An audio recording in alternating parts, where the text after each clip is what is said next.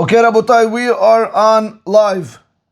First of all, we want to welcome today. We have with us a newcomer, Arthur Mulkandov. Yeah, am I saying your name correct? Yes, I can't see the whole thing. Yeah. yes. Arthur Ariel, yes, you can say it. My Jewish name. Welcome. Nice to meet you. You should know this is being recorded live. You could watch yourself again, so just be aware of that. Okay. Sure. So we're gonna begin today. We're gonna begin with a few halachot.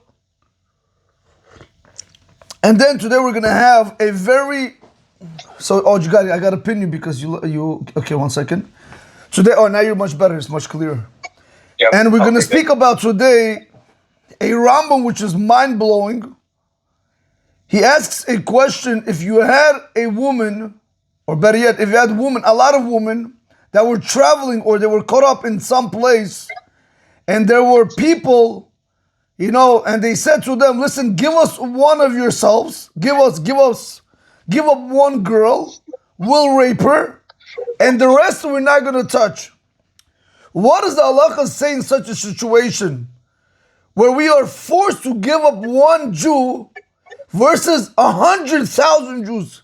I mean, you got to just imagine for yourself, you have 100 kosher girls, and some bad guy comes and he says, listen, give me one girl, I'll sleep with her, and I'll leave the rest of you alone. Or, if you're not going to give me her, we're going to sleep.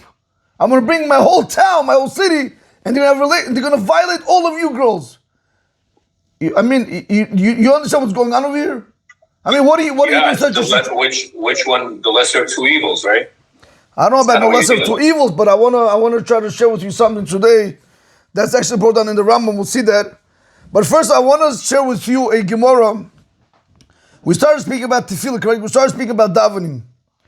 There's a Gemara Masechet Berachot that speaks about the importance of davening. And before you daven, you're not allowed to do anything. The Gemara says in the name of Rav Idi, the son of Avin, who said in the name of Rav Yitzchak, who was the son of Ashayan. Listen what the language the Gemara uses, and I don't think a lot of people are aware of this Gemara, which is also halacha in the Shulchan Aruch. Okay. It says over here, Asur lo la'adam la'asod chafatzav kodem shitpalel. It is forbidden for a person to take care of his needs before you daven. And then he says, Kol ha'mitpalel va'achar kach yotzeh laderech. Anybody who's going to daven and afterwards he's going to go on his way, HaKadosh Baruch Hu oseh lo chavatzav. Hashem is going to take care of all his needs. So I don't think you're understanding what's happening, Jigarik. This is a Gemara, okay? This is a Gemara. Now, if I look into the Shulchan Aruch in Siman Peitet in Halacha Gimel says the same language. Now, can I ask you a question? Where do we get the leniency today to do whatever we want before we daven Shemona Esrei? Yesterday we were talking about the fact that we can even say shalom before we daven. Now we have leniency. You hear, Ilan? Ilan, you hear what's going on or no? Please don't do that. Don't start it. The Shulchan Aruch says, Asur lo, he makes it Pesach Halacha, Asur lo litasek b'tzerechav, ol alech laderech. He says it is forbidden for a person to take care of his needs, or to go on the way, or even to go to work. Ad shitpalel tefilas Shemona Esrei. Until you daven the 18 prayer blessing. Everybody knows what the 18 prayer blessing is. You have any idea what I'm... Jigarik, I don't think you understand what I'm saying. Believe me, I don't think you understand what I'm saying. I mean, nobody understands. The morning blessings you talk about, right? No, the Shemona Esrei, the silent prayer, the Amida. Oh, yes. Do you understand? No, but there's something much bigger than this. The Gemara says that if you daven Shemona Esrei before you do anything else, you're going to be successful. Hashem is going to take care of your business dealings. So are you saying... No, I'm not saying. The Torah is saying. Say it again. The Torah is saying when we wake up in the morning, we shouldn't be checking our emails. Oh, you can't. He says you cannot do anything that has to do with you. It's asur. It's not allowed. So even if you say Modeh yeah. So now you say Modeh you use the restroom, you do Al Natziyat Adayim. You shouldn't check your emails before you start. While you're drinking your coffee. Oh, coffee. Very good, very good. There is a Ramah that says you could be lenient after you do the Birchot HaShachar.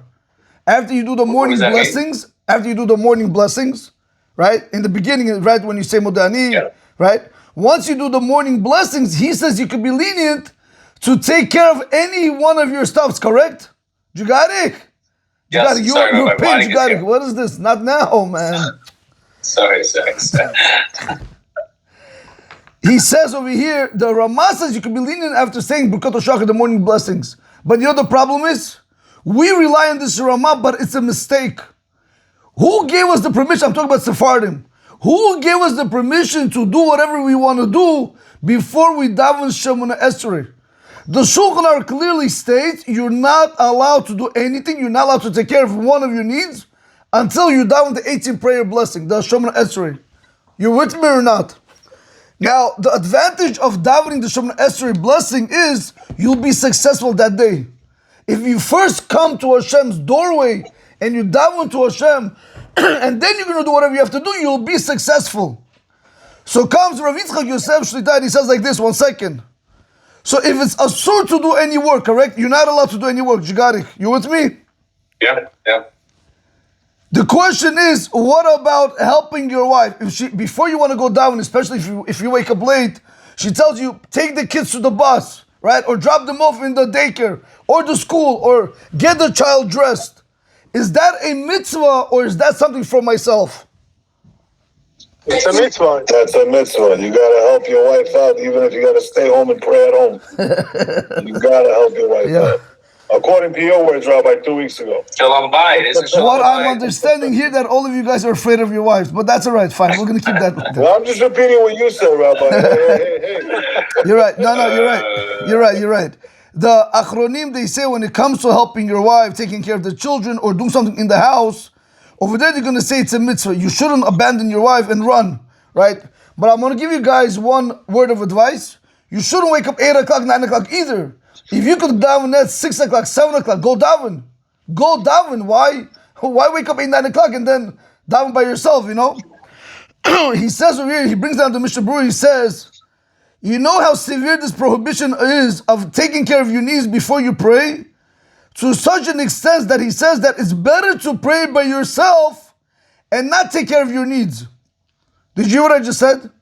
You understand what I'm saying right now? You have to go to work, correct? Let's say you have to go to work 9 o'clock, for example. Or better yet, let's say you have to go to work 8 o'clock, right? Now you know that the minyan is at 8 o'clock. The next minyan, for example, is 8 o'clock. Traveling to work is not allowed. You can't take care of anything that has to do with you. If there's a mitzvah purpose, picking up your parents from the airport, helping somebody, collect funds, anything that there's a mitzvah purpose, you're allowed to do before davening, no problem. But something that's for yourself, you're not allowed to do. So therefore, if you have to go to work and there's no other minyan where you can daven by yourself and then go to work. But then go to work and then start davening. That you shouldn't do. Yes, you got it? Yeah. Okay. Yeah.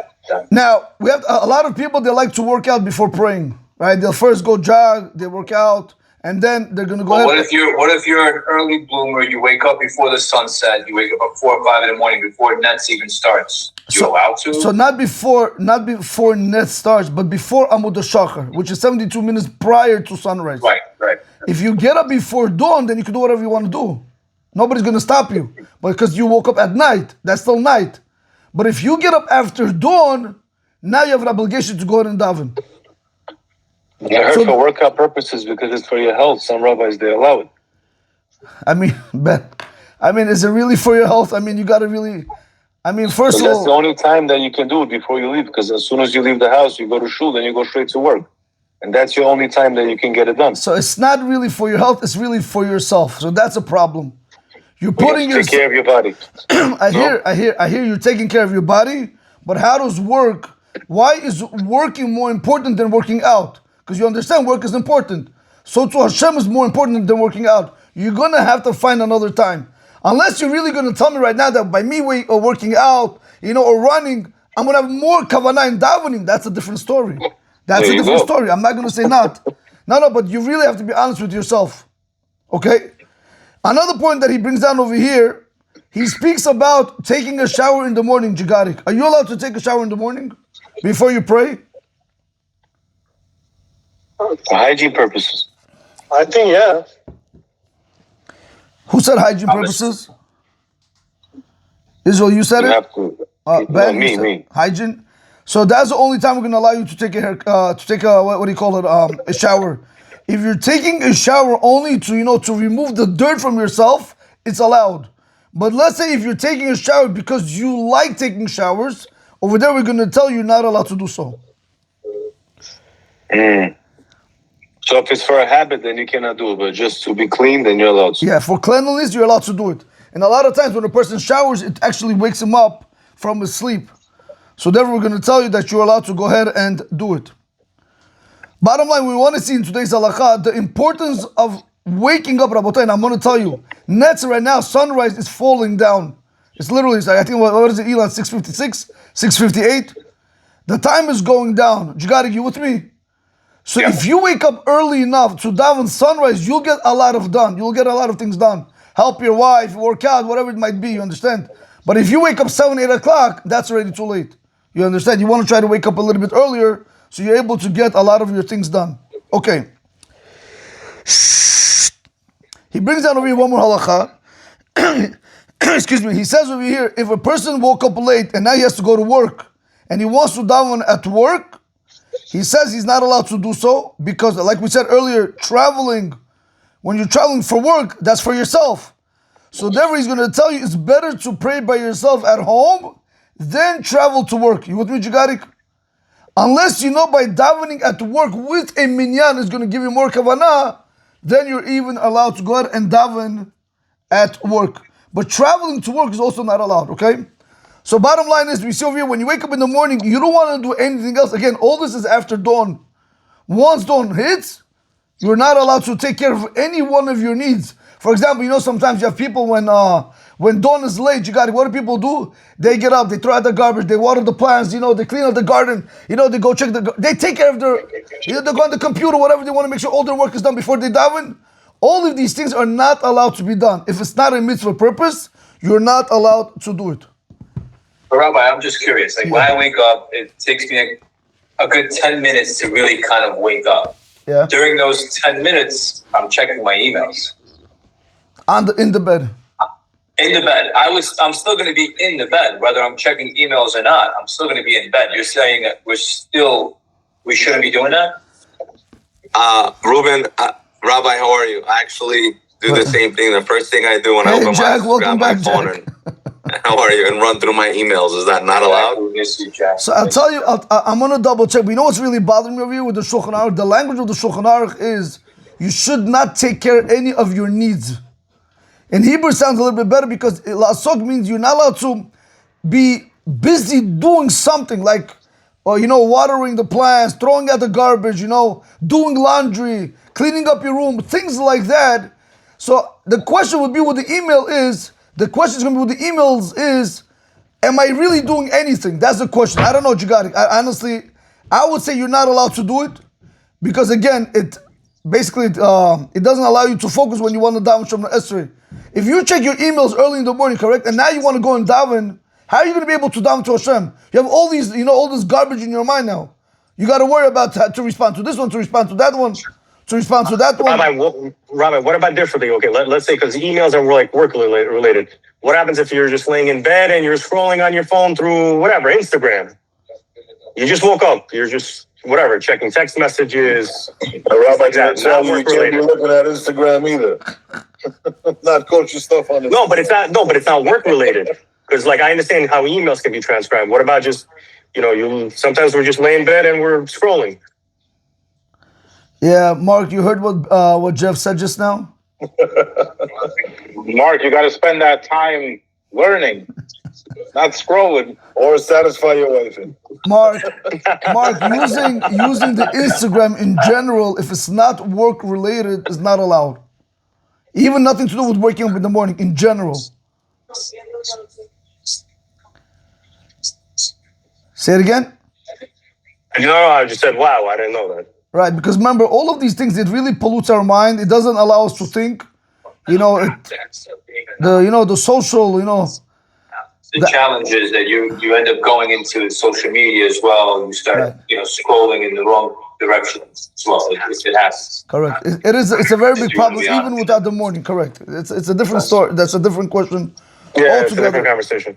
No, but we're also, I think a lot of us also are using social media for advertising. For business, You know, No. So yeah, I'm saying like, I if actually it's get work business related, from it's something else. Instagram. But otherwise, just to scroll through, what is this? Instagram, TikTok, all these things. It is a very, very big problem. It is a very big problem. But you know what I'm gonna do? I really wanna, I remember seeing this somewhere. I remember seeing it somewhere that when you're looking up, even if it's just, let's say you want to look up even a reel, for example, correct? Before davening to Hashem, you're not going to be able to daven the same way had you not looked at the reel. You understand? You want to be completely focused about. You want to be completely focused. I could actually bring a proof from the Shulchan Aruch. So there's an exception. There's an exception. No, it's no exception. I'm sorry. No, you got to. Why did we say yesterday that you shouldn't say shalom? Right? Why? What's the problem with saying shalom?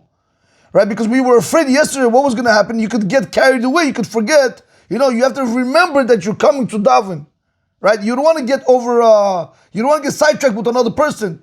Or also, when you're on these gadgets, you can get sidetracked very easily. You understand? Even if you tell me you're going to go daven, you might come late to daven. You understand? You might not daven with the same kavanah. So that in itself is a problem. Without anything else, that if it's going to distract from my intention, say you want to watch a Torah class. No problem, watch a Torah class, because that's a mitzvah. But anything other than that, I don't see why it's allowed, but I will another double check one more time. Because over there it says that physical work, so I want physical labor has to be done, and I want to really see if it's physical labor, or what about emails? Are emails also fall under the category of physical labor? Okay? But hopefully tomorrow I'll have the answer. Okay, Rabotai, we started with a question. Now, Jugarik, we said the question that if you had a bunch of women, let's say 1,000 women, I'm not going to make more because the same halacha is going to apply to 1,000,000 women. If you have 1,000 women, let's say, in a room, and they don't have any other option, they can't come out, they cannot commit suicide, they cannot drink poison to die, they have no other option. And a goy, or non-Jew, or a rapist, he came and he said, look, give me one of your girls, let me violate her, and I will leave all of you guys alone. Versus, if you don't give me her, I will violate all of you with my men. What will the halacha be? What's the halacha going to say in this situation?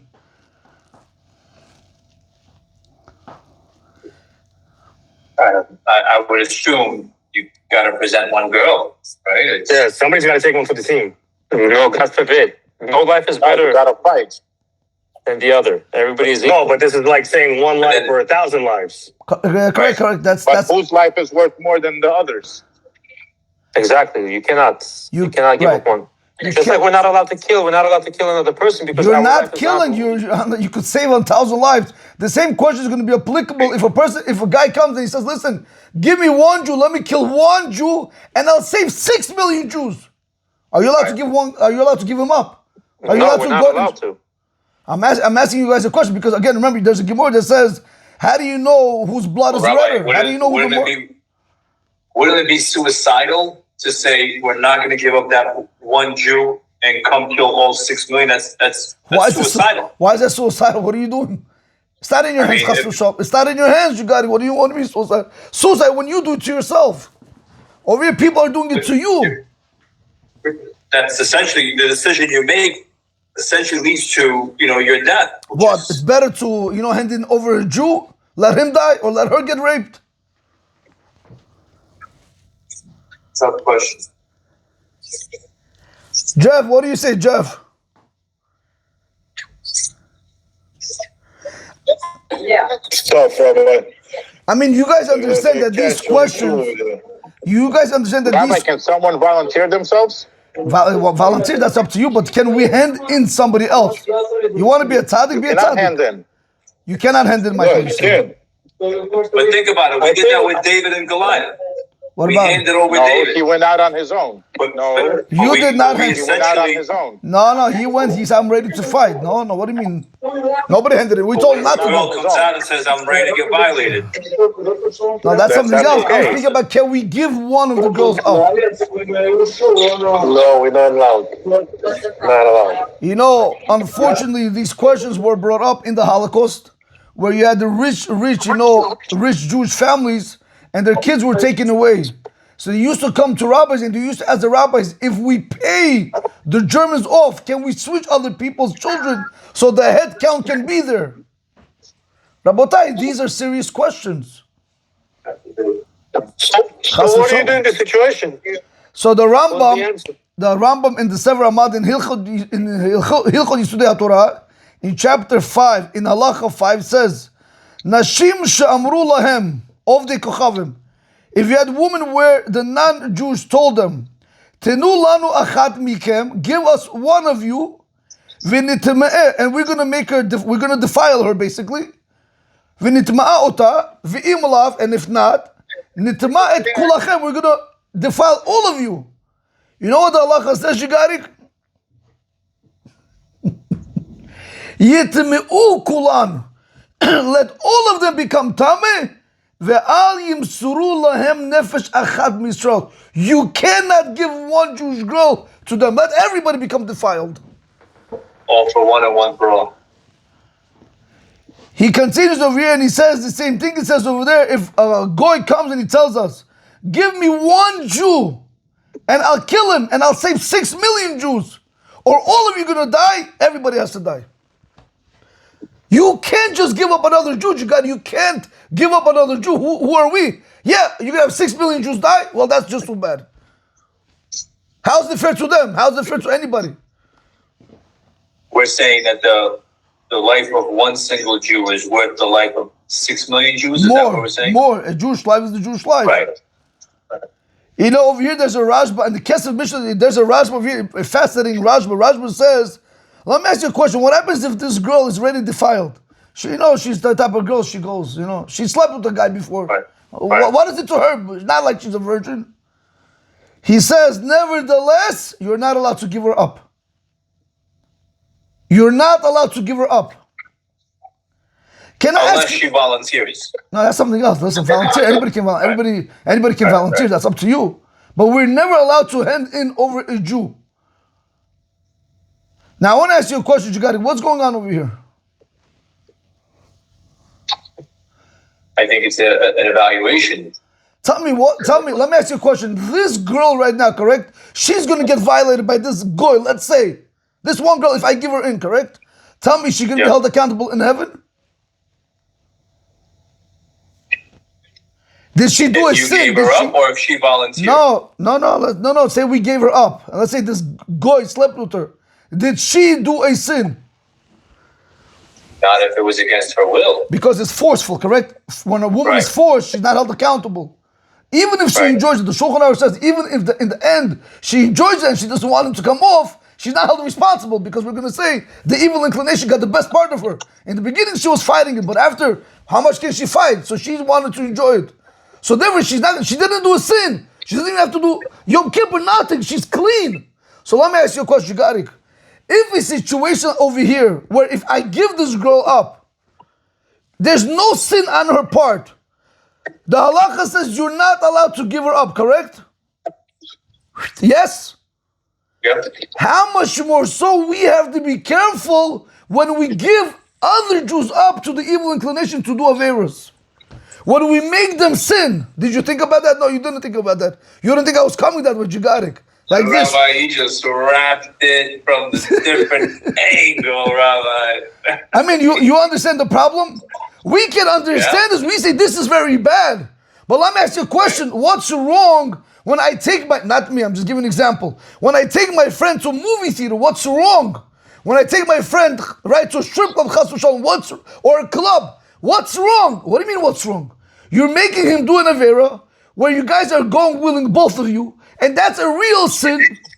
If over here is something where it's force and you're not allowed to give up another Jew, all he's going to do is be with her 2 minutes and he's done. You're not allowed to do so. how much more so you're not allowed to make other people sin? And you know what, you got in this situation. And you know what, even more? You can't even make yourself sin. You can't give your soul to the Yetzer Hara. And that's what we do. Where's Mark? Mark left the class. Where's Mark? Mark left the class. I'm here. Mark, this is Mark. This is why when a person, again, I'm nothing to do with you. A lot of people are probably on Instagram and TikTok and who knows what else they have, all the other channels, whatever it might be.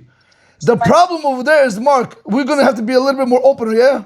I was at one point not religious. You can't tell me that when you're on Instagram, you have all the top rabbis' wives that are covered from the head to the toe. Agree?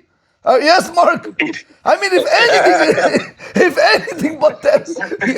You have everything else but that, you know? And now what's the problem, Mark? When we go on these things, we are handing over our soul. Like they say, you know how they say when with the music rappers, all these, they sold their soul to the devil. No, it's we sell our soul to the devil, which is the evil inclination, Jigarik.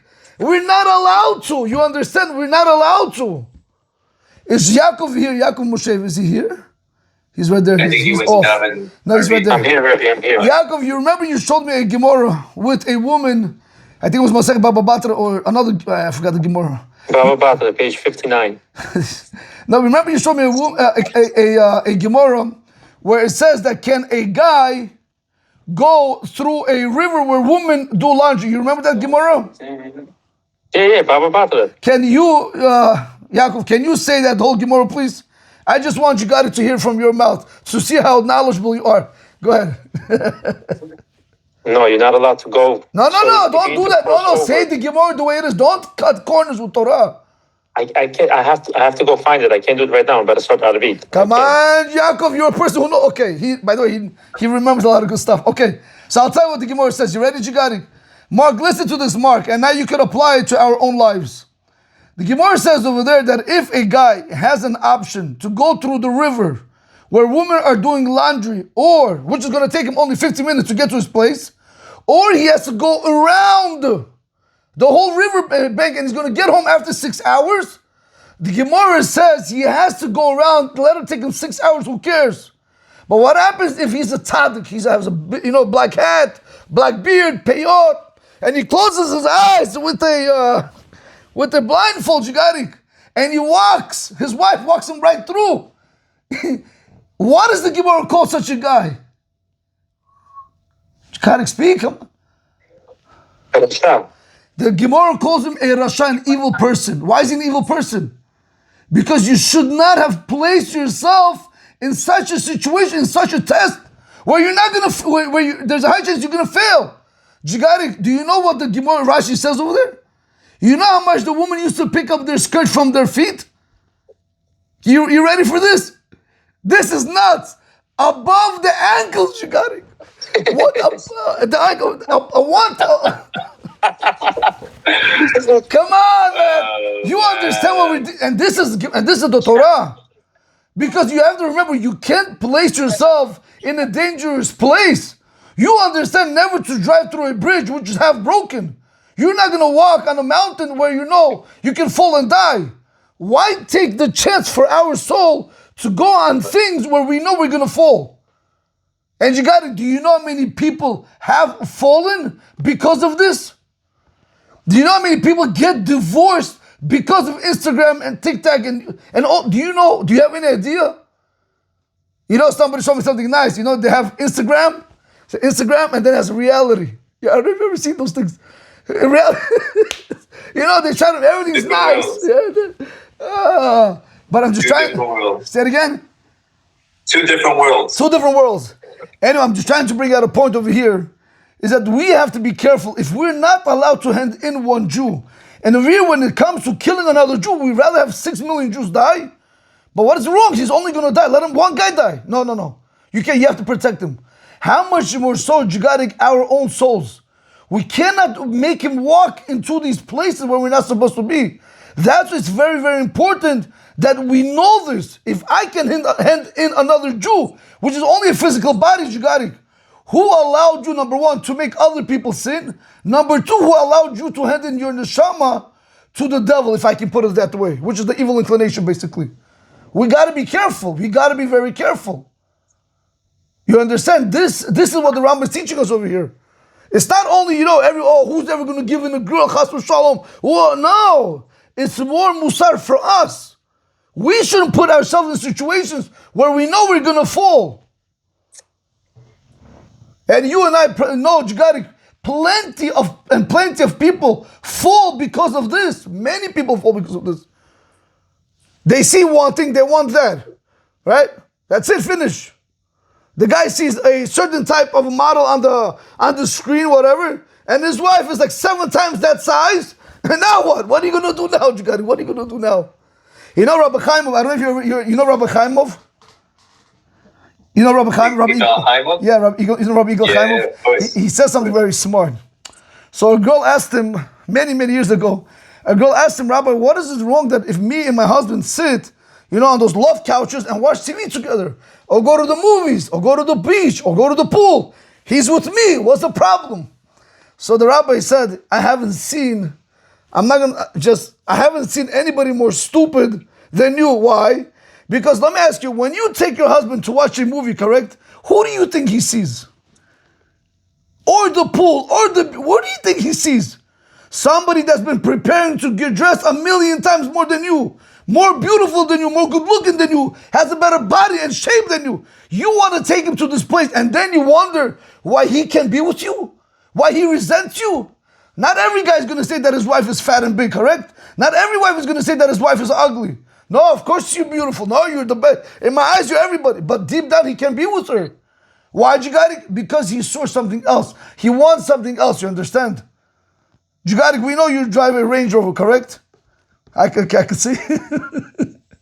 Don't worry. Rabbi. One second. That's one of his cars, Rabbi. That's one of his cars. Right. Jigarik, can you go from a Range Rover, Jigarik? But be honest with me, Jigarik, can you go from a Range Rover to a Nissan Rogue? Of course, I used to drive a Hyundai Sonata, Rabbi. That was the best car I had. I'm telling you. Remember that? What? Jigarik, don't tell what you used to drive. I'm asking right now. If I were to tell you tomorrow you're going to drive a Nissan Rogue or a RAV4, it will be tough. Why? Because you're already used to something. It's very hard to break that habit. Same thing with the woman. When you get used to something else that your wife is not, it is very hard to connect with her. Because you see something else. You want your wife to be like her. But like Rabbi Aaron Wolkenzatal used to say, but you don't understand how much makeup she has on, how ugly she's underneath, how much preparation, the fan, the voice, you know how much work goes just to make one 30-second clip? Rabotai, that's why we have to be smart. We have to be smart. We shouldn't allow ourselves to fall for the traps of this world. That's all. That's beautiful, Rabbi. That's beautiful. Ruben, you got to get rid of the car. First move. Anyway, guys, if you guys have any questions, I'll take it. If not, we'll conclude over here. But I'll see you guys hopefully tomorrow. Yeah. Thank you, Rabbi. As always, beautiful. Rob, what do you want to say, Rob? Take care, Rabbi. Rob. Bruce, I'm going to call you. Rob, Mark, I'll see you. Rob, what do you want to say? Thank you, Rabbi. It's okay. It's fine. No, go ahead. Ask me. Don't worry. I was gonna say, if a guy wants to go cheat or do whatever, it might make it easier for him to do it. But if he sees somebody, but if he's that miserable where he says that his wife is that size or this size or whatever, she doesn't have to be fat. She could be this, or she could have her wrong color hair. If he wants to go do it, he'll go do what he's got to do. I understand, but what gets a guy to do that, Rob? You don't want to put yourself in that situation, Rob. If you don't see something, you don't want it. Until you see something, then you want it. You understand? David Melech says our eyes see our heart wants and our feet go do the act. It's a very big problem. Everything starts from here. Everything starts with the eyes. That's why you have to protect them. Yeah, Mark. So let me take it like slightly different route. Yeah. Like I was on like a PASAC program, right? And listen, everybody is Syrian, whatever, Bukharians, like all walks of life. Listen, everybody's by the pool with their wives in go ahead, say it. In what? And their wives are all in bathing suits. And these are like probably a lot more, a lot more religious than me couples. Mark. And I'm talking about their wives. Mark, just because a person has a kippah on his head or a beard and piyot, and he looks Jewish, does not mean he's religious. He might be Jewish, but doesn't mean he's religious. You understand? I went to Panama with my wife. We were in this hotel. I mean, I think I forgot. Remind me, you got it. It's a Hilton hotel. Now, as we were leaving the place, and it's two different. I mean, there's no. It's like pool is different. Whatever. I can't go to the pool anyway. So as we were leaving the hotel, there was a religious person that came down with his family, and he asked us like, "Where is the pool?" I mean, it says what levels the pool is on. So I mean, I didn't say. I said maybe he wants to go for the kids, even though he's not allowed to go. But I tried to give him the benefit of the doubt. But when my wife asked me, she's like, "How can they go to?" I mean, they look like Hasidim. So I explained to my wife, just because a person looks religious doesn't mean he's religious. He might be Jewish, but not everybody learns halachot, Mark. Not everybody knows the stock market. They might invest, but it doesn't mean they're making money.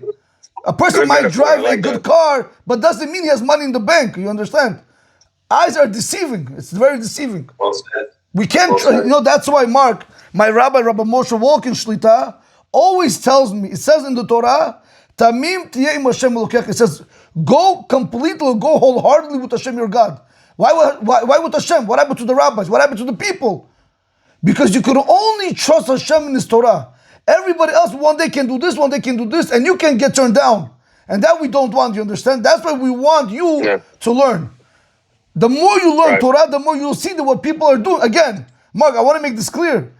I'm not, God forbid, judging anybody. Everybody has their evil inclination. I'm not God to judge them. But one thing I'll tell you and my children and like the community, my congregants, I will tell them, just because you see somebody doing something, it doesn't mean that that's the law. That's all. It's wrong. It is wrong for people to be there. It's 100% asur. They're not allowed to be there. Mark, there's a rabbi. I forgot the name of the rabbi. They did a whole thing. They did a whole retreat. And you know what the rabbi did, Mark? He made separate hours. What's the big deal? I think it was a Syrian rabbi. They had so much money, thank God. They went to the hotel. When they rented out the hotel, they made certain hours. They told the hotel managers from 1 to 3 men, from 5 to 7, whatever. They made separate hours. What's the problem? Is it so hard to make it separate hours? I don't understand. So you go have a good time with your boys. Your wife will go have a good time with her girls or with her friends, whatever it might be. Is that so hard? Why would I want another man right now looking at my wife and you looking at somebody else's wife? For what? And seeing all her skin? Their skin is for the husband, not for every other guy in the world. That's it, Mark. You're absolutely right. Ruben, we should do a Pesach program. A kosher Pesach program, you got it. No, obviously. Only if the rabbi joins us. Thank you, Rabbi. And I'll see you guys. See you tomorrow. Have a good one, guys. You. Bye. Bye. Bye. Bye.